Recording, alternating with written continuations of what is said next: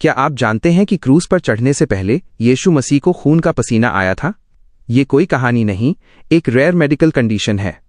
Bible में लूका, जो पेशे से डॉक्टर थे, वे बताते हैं कि भारी मानसिक पीड़ा के कारण उनका पसीना खून की बड़ी बूंदों की तरह जमीन पर गिर रहा था। विज्ञान इसे हेमाटिड्रोसिस कहता है। जब इंसान अत्यधिक स्ट्रेस में होता है तो पसीने की ग्रंथियों के पास की बारीक नसें फट जाती हैं। इससे खून पसीने के साथ मिलकर बाहर आने लगता है। इस प्रक्रिया में त्वचा की ऊपरी परतें बहुत कोमल और नाजुक हो जाती हैं। इसका मतलब यह है कि यीशु की त्वचा पहले से ही बहुत संवेदनशील हो चुकी थी।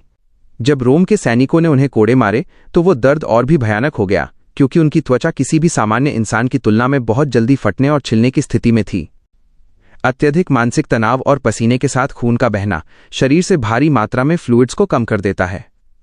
डिहाइड्रेशन शरीर में पानी और इलेक्ट्रोलाइट्स की कमी हो जाती है, जिससे बहुत ज्यादा कमजोरी महसूस होती है।